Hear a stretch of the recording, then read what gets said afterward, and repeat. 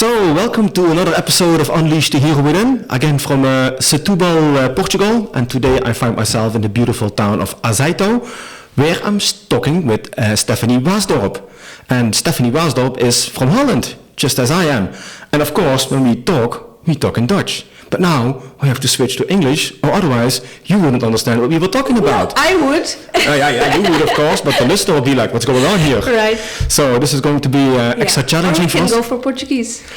I do not speak any Portuguese, all so right. and then the English-speaking people in Portugal wouldn't know what we're talking about either. Right. Okay, so welcome. Thanks. Welcome, Stephanie. Well, let's dig in. How are you feeling? Whew. Right now, at this moment, I'm a little bit excited, like nervous, but in the good way. Mm-hmm. It's nice to see you again. Mm-hmm. Yeah, and I'm curious to see what's going to come out of my mouth, what you're going to ask me. Okay. So. Well, we're going to start gentle. Right. Just like any journey. We'll start Take with it easy. All right. Yeah. So, who are you, and who do you want to become? Wow. Well, me, mm-hmm. To answer the last question, mm-hmm. More of me. But yeah, of course, there's a lot more to it. That's the short answer. Who am I? Well, in essence, I'm no different than you or any other person who's listening. Mm-hmm. It's always difficult for me in talking about these kind of things. Because the answer and where we come from, it depends a lot on the level.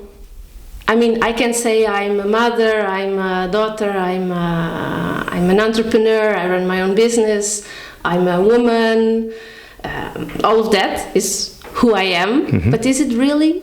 It's mm-hmm. on one level, it's true, but on another level, I cannot really say that that's what identifies me. Mm-hmm. I'm much more. Sure.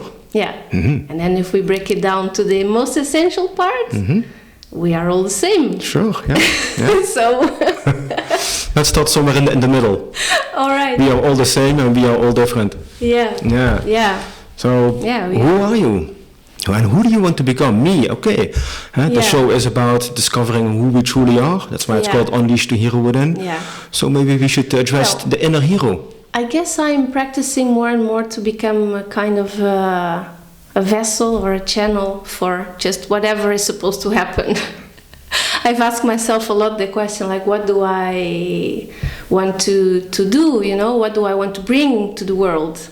Because often I think also we connect those two things, who we are and what we do, which of course, they are connected, but also not really, because if I would not do anything, I would still be me, mm-hmm. and I would still have my essence, my value, my whatever. But if you ask me who do I want to become, I think about what I want to do in the world, what kind of person I want to be. It shows in my actions, in my words, in the way how I live my life, mm-hmm. right? Mm-hmm. So I want to be true to myself, honest with myself. I want to be a leader in some way. I am. I feel that I am. We all come with certain skills, right? And qualities and things we can and cannot do so well. So, who do I want to become? I want to become more of me and more open to what I am supposed to do.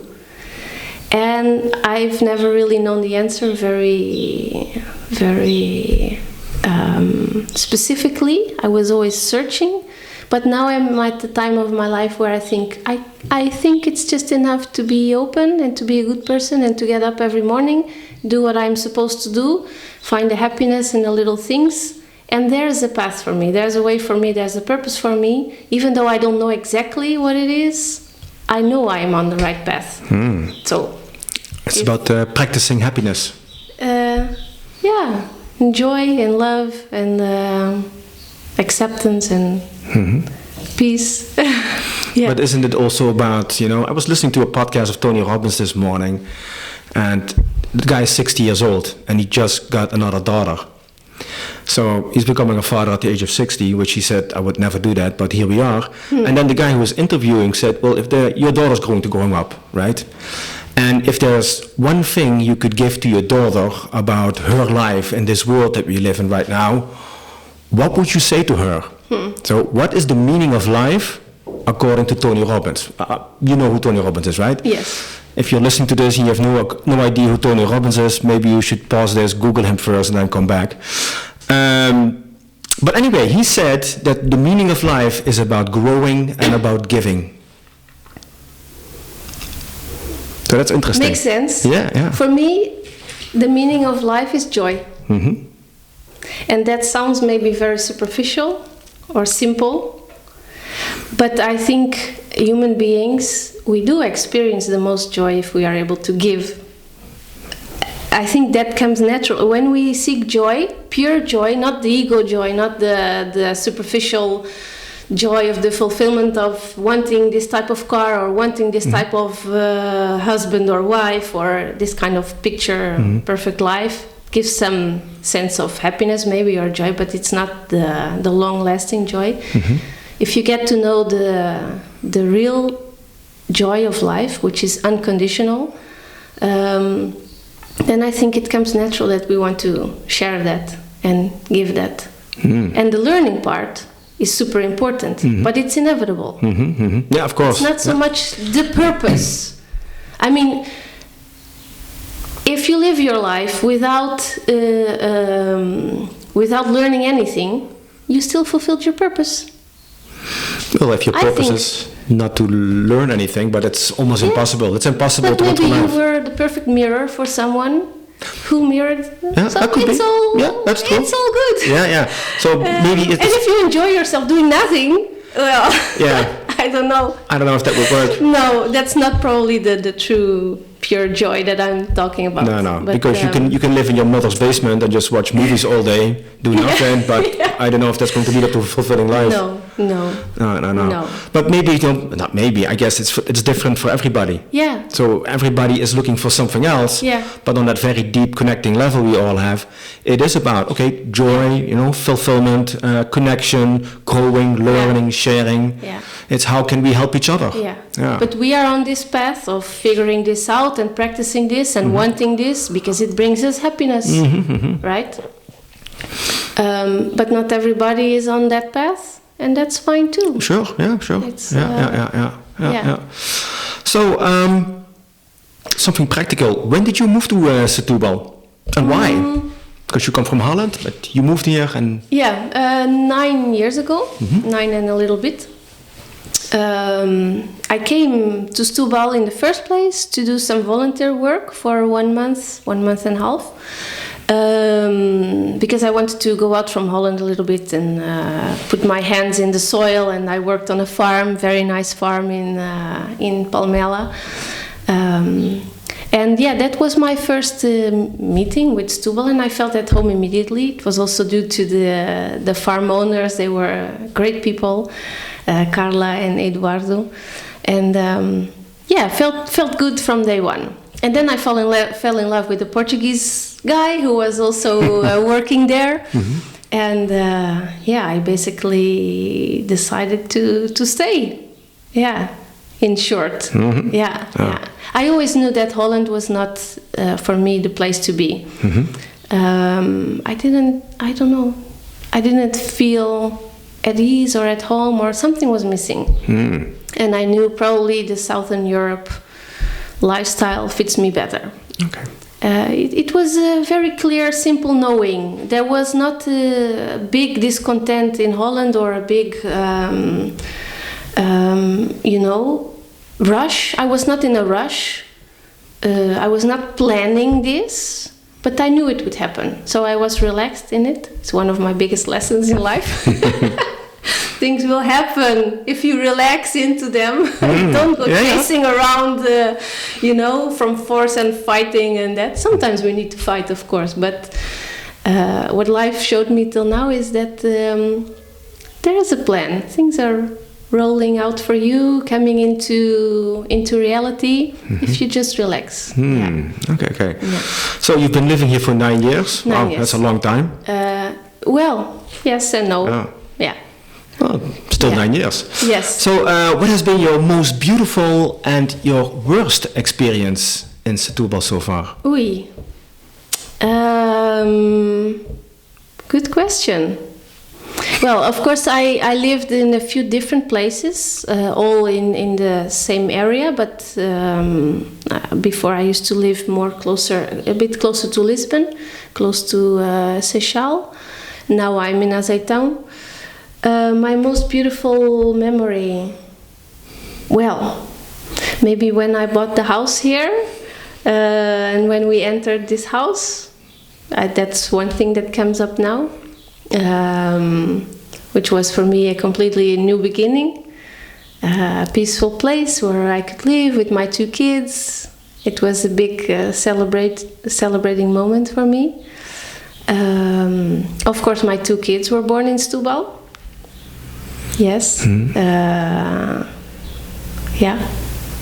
That was also a very life-changing moment. Sure. Both of them.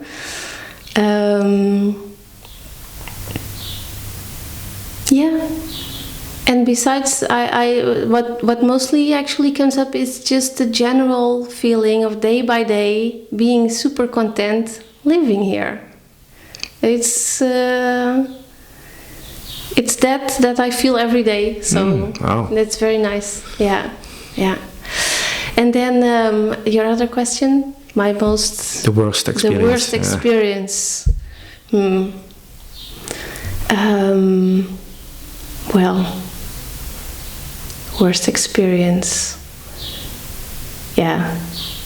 It's I can, well, I don't know how much to share about that, but it was the period that I was leaving the father of my kids in that period, and where I was living close to Setubal, yes. But yeah, that was the worst experience. Yeah.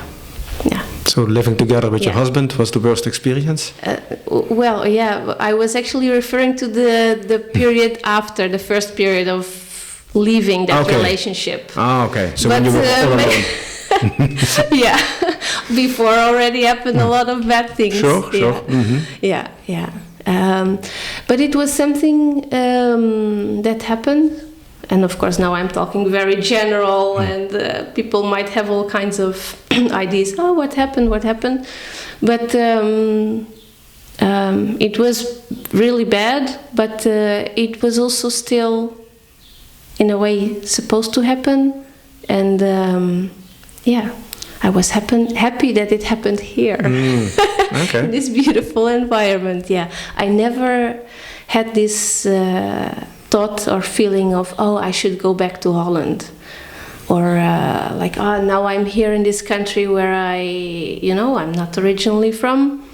What am I doing here? Never. Okay, that's good, because I can imagine a lot of people, if they would get a divorce with a Portuguese man, have 2 kids, they'd be like, I'm going back to Holland, to my family. Yeah. They will take me in, they will take care of me. Yeah. But you didn't have that. On the practical side, it would have made my life a lot easier. Mm-hmm. Yeah. But I never wanted that. Okay. No, never came to my mind. Oh, I had friends telling me, like, oh, Steffi, are you sure? Shouldn't you go back? And then you have more support and more... but no, I always said no, I want to stay. Okay. I came here, this happened here, this gonna be resolved here, and I'm going to be happy here. Wow, that's a brave choice. Yeah. Good for you. Yeah. Good for you. Yeah. So you've been living here quite a while. I'm sure you've discovered many nice restaurants. Is there one that stands out? Do you have like a favorite restaurant or a favorite bar that you highly can recommend? Or well, I like very much, for example, here in Azeitão, Adega da Avó. It's a very small... what is it called? Sorry? Adega da Avó, okay. If I pronounce it well. It's like a little place of grandma or grandpa. I never know the difference between avó e avó. It's grandma and grandpa. Well, it's very hard for us foreigners to pronounce it correctly. I'm not doing it right, probably.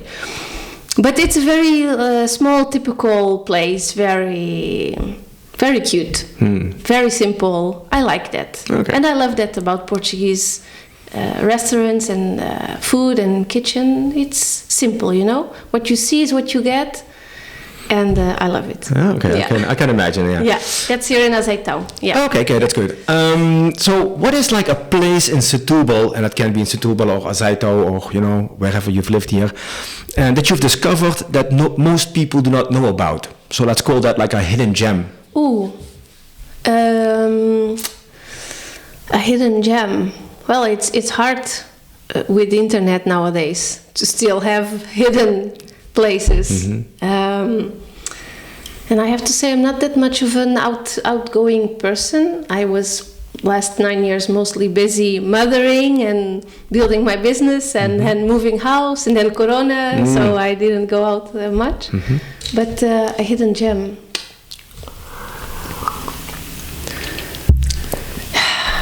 I think I have to disappoint you on this one. Oh, okay. No hidden gems? No. Sorry, folks, no hidden gems in this one. I'm sorry. Don't worry about it. So, I would like to share a quote with you, or some quotes, and I'd like to get your feedback of your response on it, okay? Yes. So the first quote is from Pablo Picasso. Unfortunately, I didn't invent it myself, but Pablo Picasso once said, "The meaning of life is to find your gift, and the purpose of life is to give it away." So my question to you is, have you already found your gift that you want to share with the world? And if so, what is it? More or less. And, I always have been, I could be a bit jealous, not in the mean way, but in the jealous of people who knew from the beginning, from childhood, like, I want to be a doctor, and then they become a doctor. I want to be a singer. And singing is what they can and what they do, and that's it, It's clear. I love that. And it's something I never had. I always was good with people, so I know I have that feeling for people, and I love making people feel at home, or sharing also my journey of becoming more of me and my inner processes and my inner traveling, and so that's something I really like. My purpose, I feel, has a lot to do with kind of facilitating for people to feel at home in this world. I have, since I was a child, I was very homesick. Literally, to like when I was going for a sleepover at a friend's place or at a cousin, I would be sick. I wanted to go back home to my own bed, my mother, my father, and that. But then that passed, and then I was still confronted sometimes with a feeling of homesickness, even when I was at home. I was like, that's strange. Where does it come from?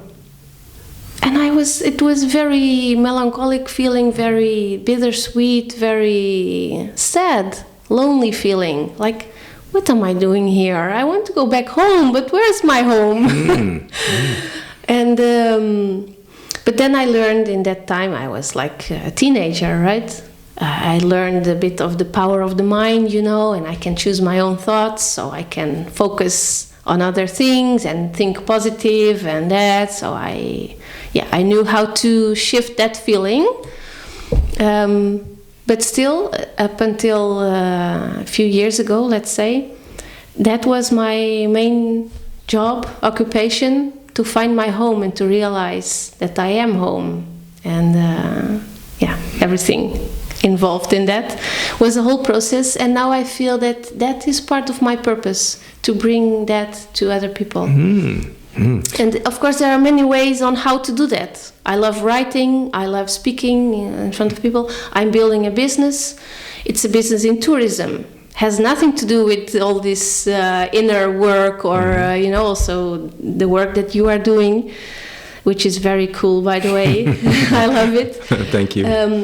But I'm building a conscious business. The way I am now developing my team, the way we do meetings, the essence of what we offer to clients, it is homecoming.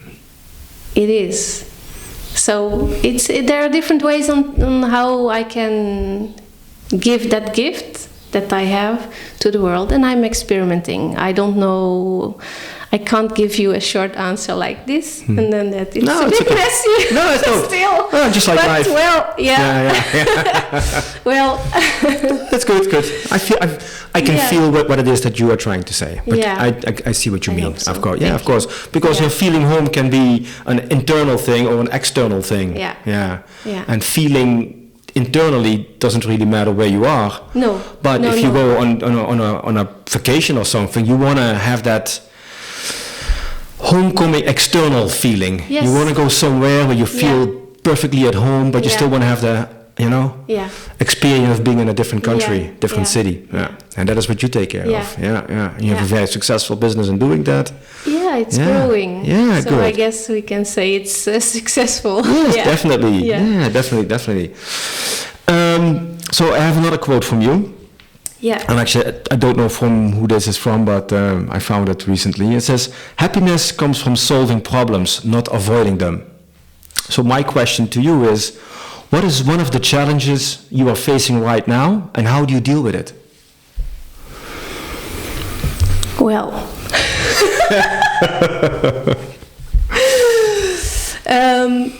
I have to be honest with you, right? My biggest challenge, there's something in my life that I really desire, that I really want, which is a partner.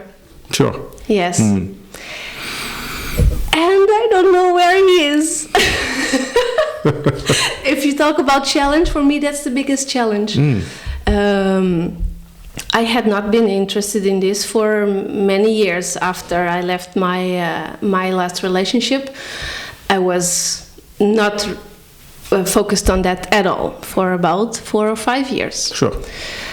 But now I am since a year or something, and it's not going so smoothly. Okay. But every time it brings me closer to me. Every experience I have, every man I meet, and there is always a lesson, always something there. So, what was the quote? Every problem or happiness... Happiness comes from solving problems, not avoiding them. Yeah, because I know my happiness is never his job. It's my job. Sure, yeah. I know that. I know that already for a long time. But still I think I would be maybe happier when he's there, or whatever, share, joy, etc. Nice. But then when I meet someone and it's not working out, I'm sad, I'm faced with a negative emotion, if you could call that a problem. Well, I don't know. It's not a problem like a leaking sink. If I have a leaking sink, I call someone and the problem is solved. I'm happy. Yeah, okay, that also happens in my life. Sure. Easy peasy. I could give you that example also. It makes me very happy to be able to solve a problem in the kitchen. Sure. But this requires more self-reflection, right? More internal work. And I live for growth. So, anything that makes me grow, not anything, because I don't accept shit anymore. But I'm much more wise now in my steps and in my what I say yes to, what I say no to, yes. But if I'm faced with disappointment or with things not going my way or as I would like, I need to resolve that in me, and it brings me closer to me. I learn something. So, and that solves the problem. Okay. And how do you go about solving problems, in general? Not just a specific dating, but how do you go, and do you have like this practice that you use for dealing with shit? Well, when I was just separated, and those first years where I had my second child and I had to do everything alone and I didn't sleep at night, sometimes I had a problem like the car wouldn't start. That would be like too much to handle. I couldn't handle it because of lack of sleep. I couldn't see clearly. Okay, calm, you just call someone, can be resolved, So I'm very happy that I'm now in a place in my life where I have the calm and to be aware of what's happening and to make just to have space for the emotion or whatever, but also to have space for the practical action that needs to be done. And it's something, I don't know why I want to say this now, but if you feel like you don't handle problems very well, I think it's very important to be kind to yourself and ask yourself, do I sleep enough? Do I, those kind of basics. Are your basic needs met in life? Then, it's hard sometimes to deal with problems. Now, if the car wouldn't start, it's not a problem. It's no problem. But 5 years ago, 4 years ago, I couldn't handle it. It was too much, Sure. So yeah, and my way to deal with problems, well, if I must, I curse. If I must, I get fucking angry. I've been past the phase where I say, "Oh no, everything is okay. Peace and love." Pretending to the outside world that everything is good. No. And I find that when I allow my emotions to be there, my anger or my sadness, it's very short. It's there, it's okay, and then I can move on and I can solve the problem much better than when I pretend everything is fine or that I don't need help. So that's my way to just let it affect me. In the way that it is affecting me. I want to be honest on that with myself in the first place. And then I call for help many times, because that's also a big thing, a lesson that I think, especially women, also men maybe, it's perfectly okay to ask for help. Yeah, sure. It's not always easy. No, but I'm a very practical person. If calling for help solves the problem faster. Sure. Why not? Absolutely. Yes. Yeah, I can imagine. So, sure. That's it's practical. not weak. I don't think it's weak. No, absolutely not. But many people still feel that. But I don't have that shame anymore of admitting, hey, I don't know how to solve this. Can you help me? And also, the thing about asking for help is giving another person an opportunity to give something. People love it. People want to help. People love it. Me too. If someone asks me for help, great. If I can give it, I love it. Yes, absolutely. Yes. So if you're listening, you have a problem, go for help. Go for help. Go for help, yeah. You'll be doing the other person a big favor. Yes. It's true. I believe so too. Yeah. I believe so too. Yeah. So I have another quote for you. This is actually one of my favorites. That which you most need can be found where you least want to look. So my question to you is, what was a fear that you conquered in the past, and what did it bring you? Oh, good one. I love that quote. Can you say it again? Yes, that which you most need can be found where you least want to look. Yeah. Well, so, and your question is, what have I overcome in the past? What was a fear? Because obviously this is about facing your fears. Yeah. So in the past, I'm sure you must have faced one of your fears, which scared you, of course. That's what fears do, right? So what was a fear that you conquered in the past, and what happened as a result of that?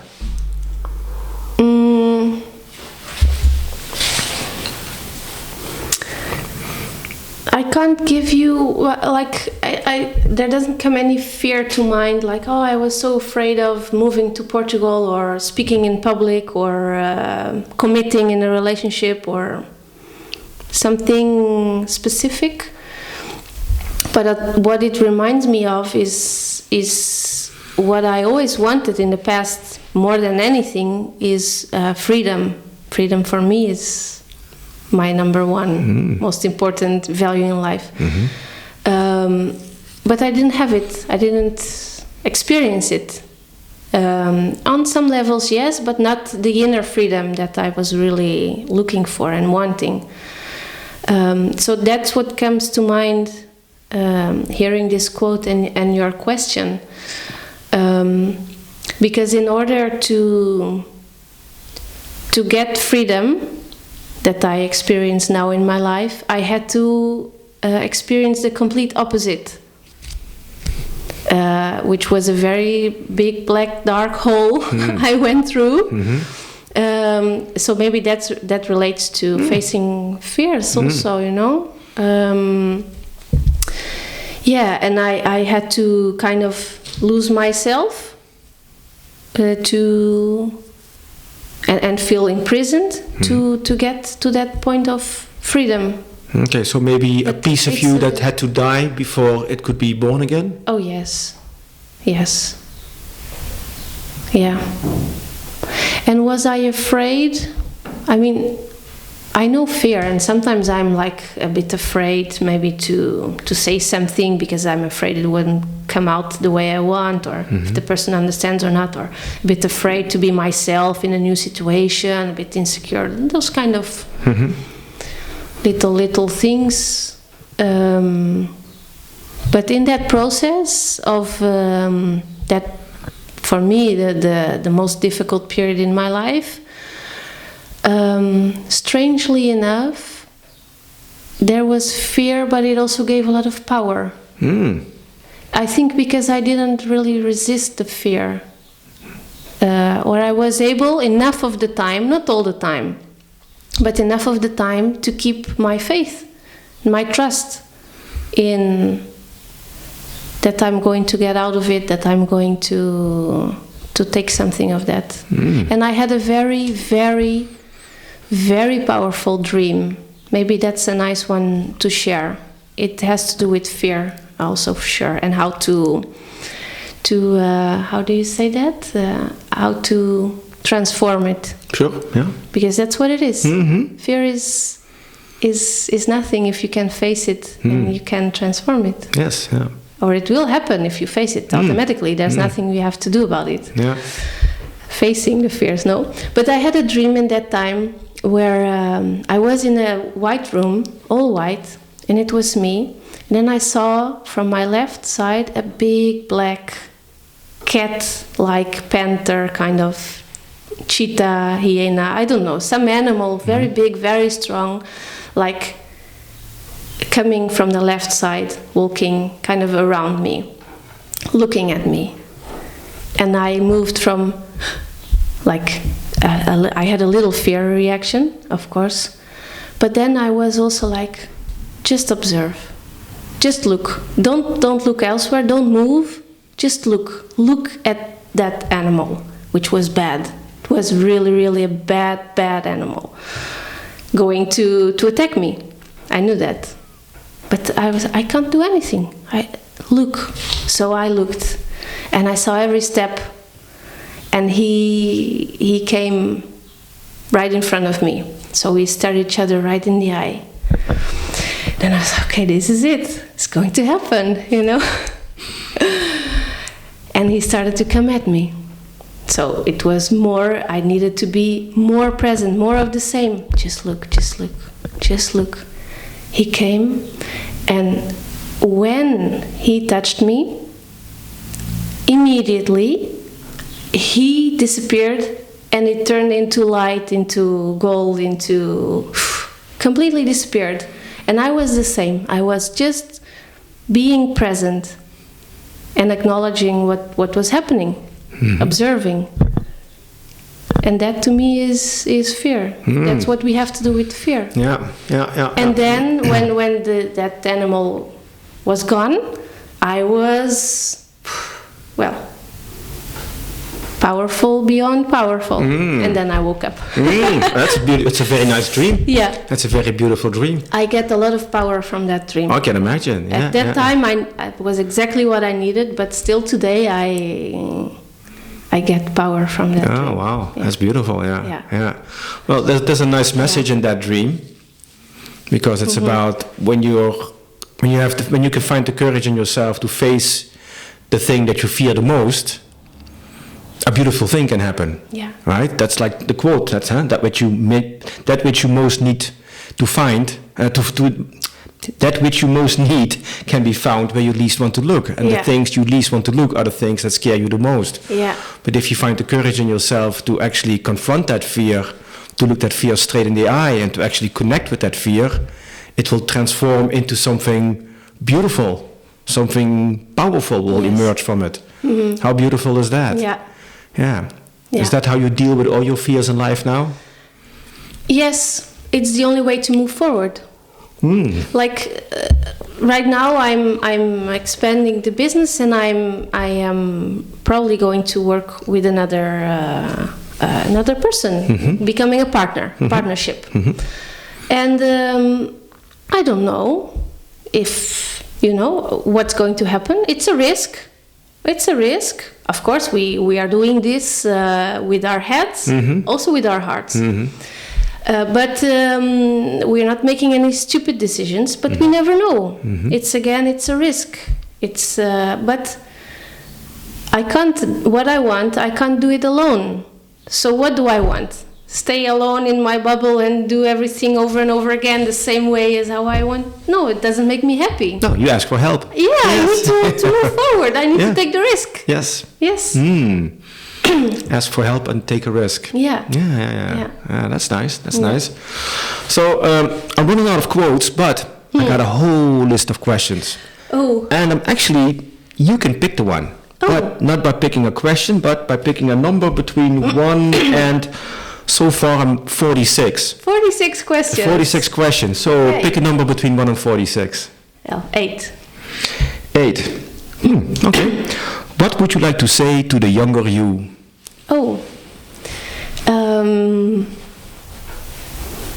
Just that everything's going to be fine. Oh, wow. Don't worry. And be happy. I mean, when I was young, I used to think that people in their 30s or in their 40s or whatever, they have everything figured out, right? We don't. No. There'll be more questions to figure out, We're just trying our best with what we have. So just do that. You're fine. You're fine. Okay. You're doing fine. Okay. Well, I'm a little bit older than you, but actually somebody asked the same question on Facebook. I think it was last week. Exact same question. To you? No. She was just opening a post, and she said, "This is the question I want to propose." So, and I was thinking about it, and the answer that I put under it was, "Buckle up. It's going to be a bumpy ride." So.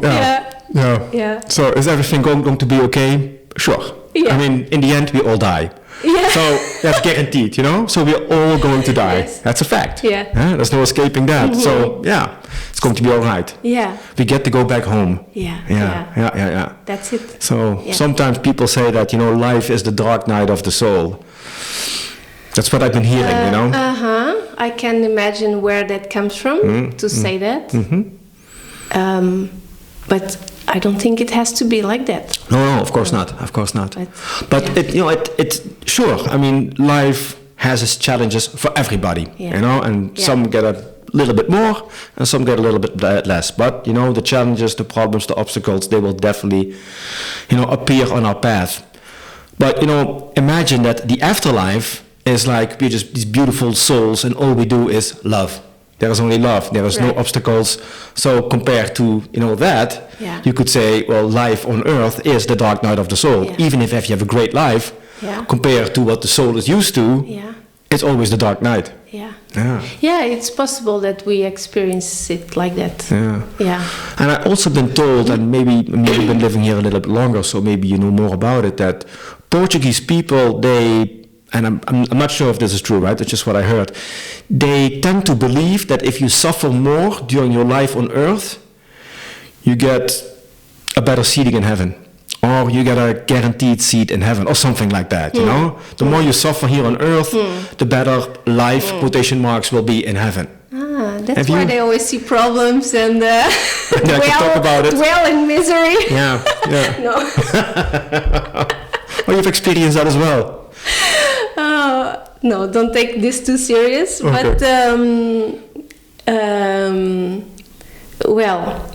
I think the beauty of being here, and I think that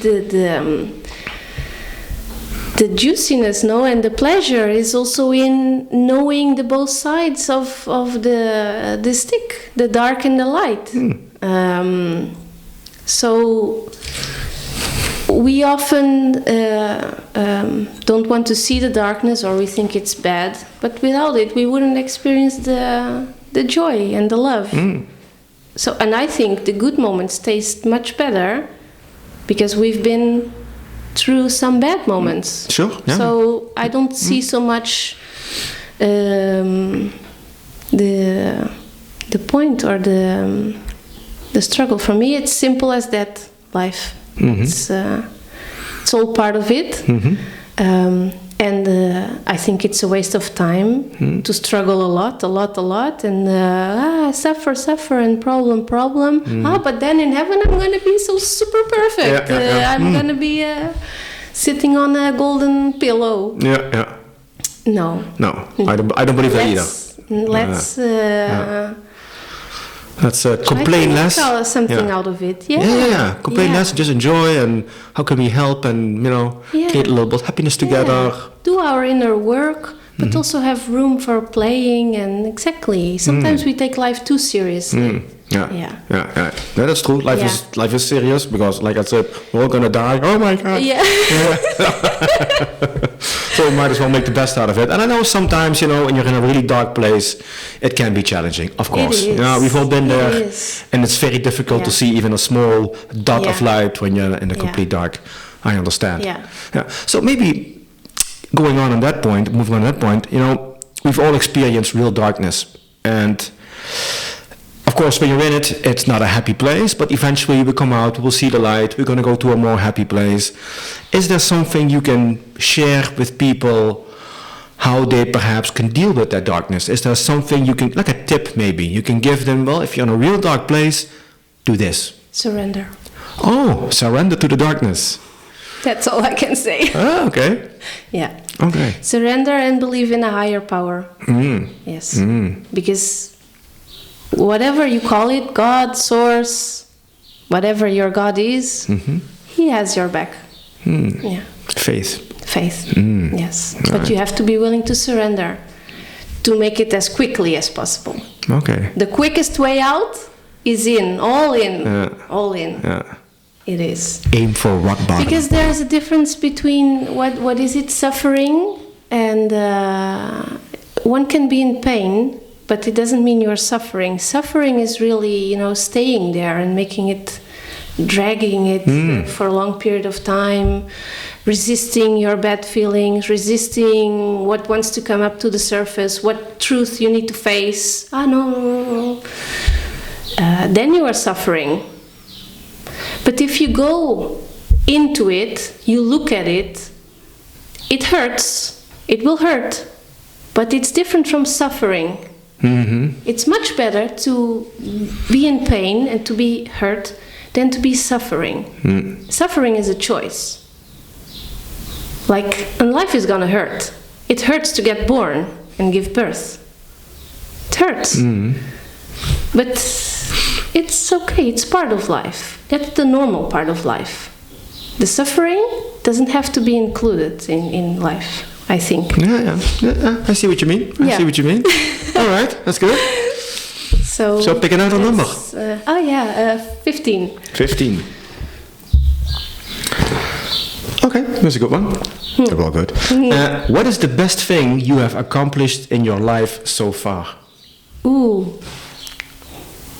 The best thing? Just feeling at home and at ease with myself, with life.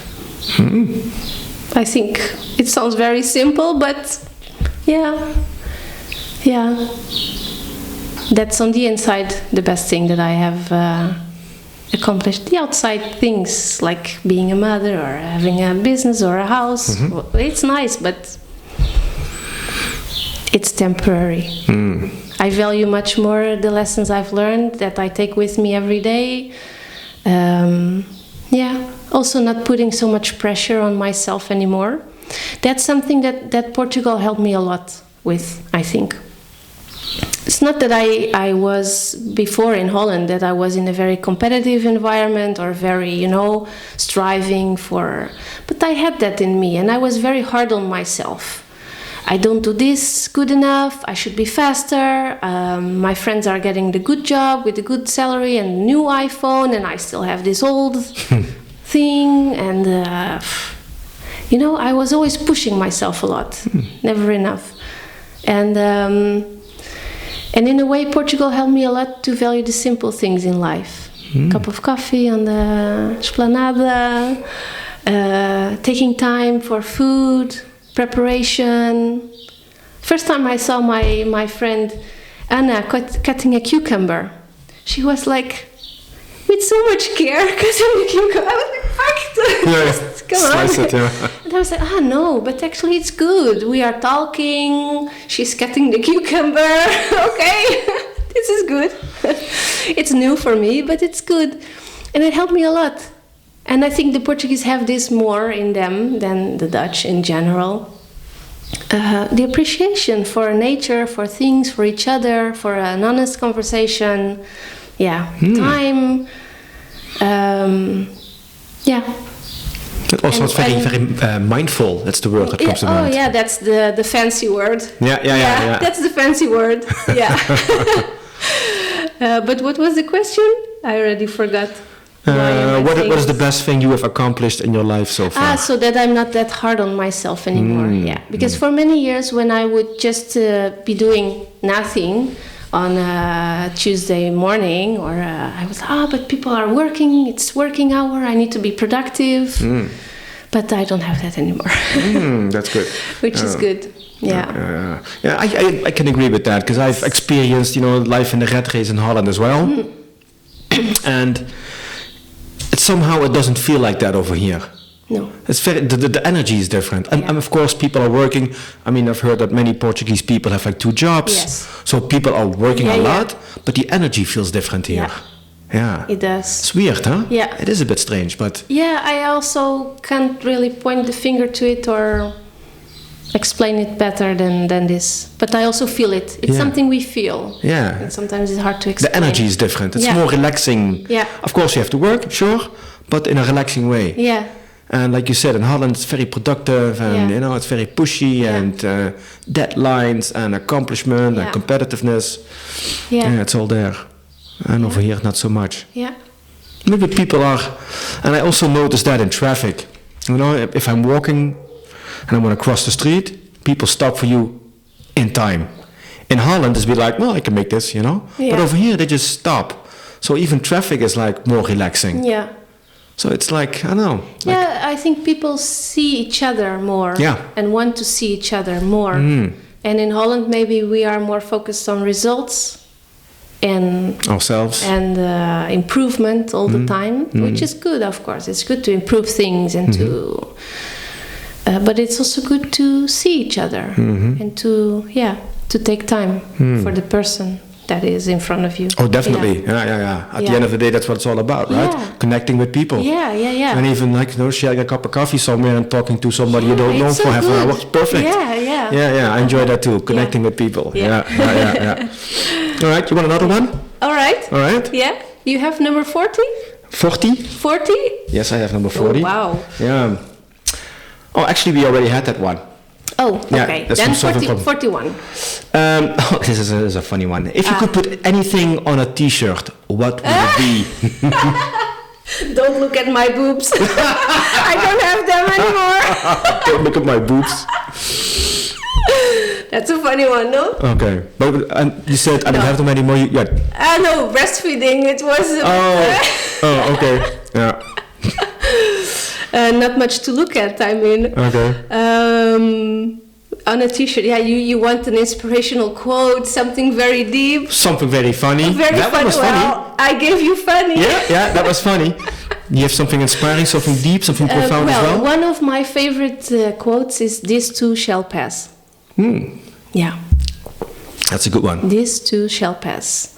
And I try to remember myself of that in difficult times, but also in good times. Oh, and maybe even especially in the good times, because then we enjoy it more. Yeah. Yeah. These two shall pass. That's a good one. Yeah. Okay. Yeah. Let's have another one. All right. That one was short, huh? Yeah. 11. 11. All right. Let's see. What is the best advice you ever got? Oh.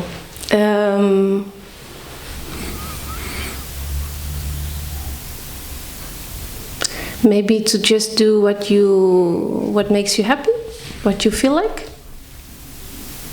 I don't remember actually one person saying that to me, but it was in my parents' upbringing. Like, choose what you want, what you like, something like that. Yeah, it was a good advice. Yeah. Follow your heart. Yeah, definitely. It comes down to that. Follow your heart. Yeah. Yeah, that could be, because I've been hearing that, and again, I don't know if that's true, but in Portugal, people, when they get an education, they have like this very short list of professions. You have to become a doctor, you become a lawyer, or become an accountant, or become, I don't know, something with a very secure, safe, high-paying job. So what happens is that a lot of people get, they get educated in the same profession, and then you have like too many doctors that they don't need, so then you have doctors become like a taxi driver or something. So I can imagine that those people that study to become a doctor or a lawyer, and now they're driving taxis or doing some other job that they don't really like to do, but it pays the bills. They have like this voice inside of a voice inside of them as well, saying, is this how it's going to be, or is there something else that I would like to do? Because if you've been educated by a country that says you need to get a good job, high-paying job, and then you can't even work in that job, what is going to be next? Yeah. That'd be very interesting, That's a hard pill to swallow. I can imagine, but it's never too late, because then you have to start looking for what is it that I would like to do. Yeah. What does me... Yeah, but many people still prefer comfort over growth. Yeah, I can understand that. They have the right to choose whatever they want, but in my experience, many people choose to stay safe and stay where they are, and but here we are having this conversation. Who knows? Maybe we inspire someone to think, I want to write a children's book. Yeah, for example. Yeah. What kind of advice would you give to those people?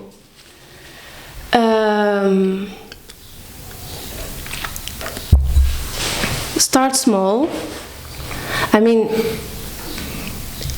we also hear sometimes these stories of people that come to that realization, like, fuck, what am I doing here?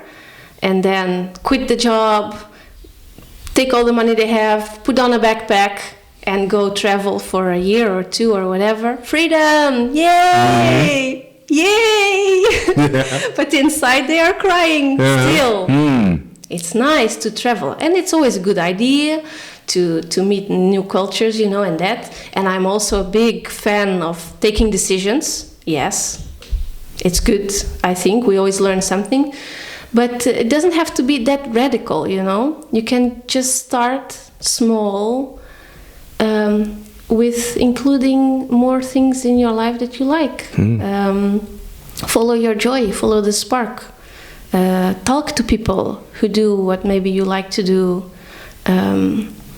And also this is a question, I don't know if it will help someone, but so I'm asking this more and more to myself. What does life want from me? Not what do I want from life, but what does life want from me? To become more of an open person for the guidance of the bigger plan, the bigger picture. Because I might have an idea, but until now in my life, the ideas that I had very well written down, everything thought of and big. I'm quite a big dreamer and a believer, and that could, didn't happen when they came from me. That's a good question. How can I serve? What does life want from me? And maybe today and for the next period in your life, it's just to continue the job that you are doing, but change how you are doing it. Not what you are doing, but you can change how you do it. So with more attention, with more love, with something, maybe you can bring something into what you need to do every day. And then you can still pay the bills. And some opportunity will come up. Someone or some book is going to open your eyes, your mind, and the right moment to make a bigger decision to quit their job or to, change something more substantially, it will come. Yeah. Yeah. The way you do it. Yeah. So. Yeah. A quote comes to mind, and I'm not sure if I quite have it. It was like, how you do anything is how you do everything. Yeah. That's also a good one. Yeah. Yeah. Just do it a bit more. Be more present. Yeah. Yeah. All right. Well, we are at the end of our interview. You have the last word. Is there anything like you want to share, like some last profound words, maybe? Or maybe not so profound. Or maybe you're very superficial.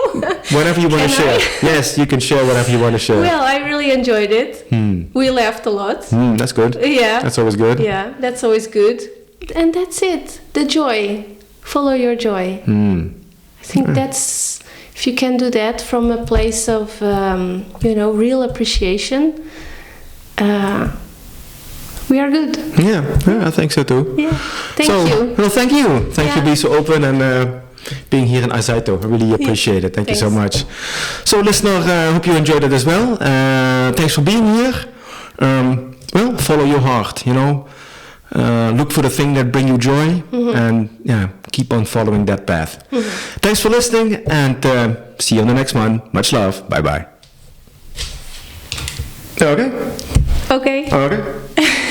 Ja.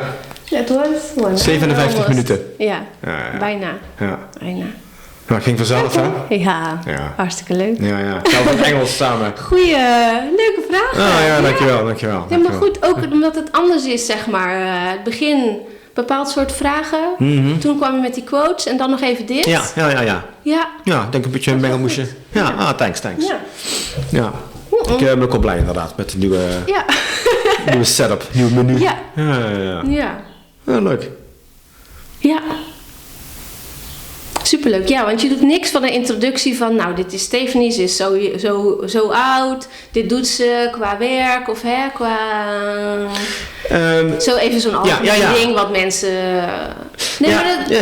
Dat kan, weet ik, maar mij gaat het meer om de mens. Ja. Dus het zal, al zou het een zwerver zijn... Ja, precies. Het zou super boeiend zijn. Ja. Nee, inderdaad. Dus ik wil dat mensen zonder oordeel, zeg maar, gaan luisteren. Dat vind ik heel goed. Dus niet meteen een beeld schetsen, dat zal wel, Nee, gewoon... Dat is wel goed om ook misschien te gaan communiceren. Want toen ik dat begin zag van die, hoe heet hij? Dacht ik ook, wie is die man? Hoe oud is die? Wat doet hij voor werk? Ja. Ik wilde gelijk zo'n paar van die feiten weten over hem. Weet je wel? Ja. Maar nu je dit zegt, waarom eigenlijk? Dat is wel grappig, want we willen dat... En het was niet voor mij een reden om dan niet te kijken of zo, want het was gewoon boeiend wat hij vertelde. Maar ik had wel die vragen van... Ja, het is wel een goed idee om daarbij te zetten de volgende keer waarom ik er niet bij zet. Ofwel niet bijzetten waarom ik het niet vertel, maar gewoon have an open mind. Ja. Gewoon luister naar als jouw medemens en luister wat hij te zeggen heeft. Precies. Want ik kan vertellen, vandaag hebben we een accountant, dan zegt iedereen, fuck that shit. Inderdaad. Ja. Dan krijg je vooroordelen. Ja, dan krijg je... Maar toch is je brein daarnaar op zoek. Ja. Om een eerste beeld te vormen van iemand. Ja, het is ook leuk om dat zelf een beetje te gaan ontdekken. Ja. Dat is ook leuk. Ja. Om te gaan ontdekken van wat gaat allemaal gebeuren. Ja. Wat doet die persoon? Ja. En wat zegt ze allemaal? En ja. Even camera uitzetten. Oh ja. Ja. Nou, ik hoop dat alles erop staat. Ik hoop het ook.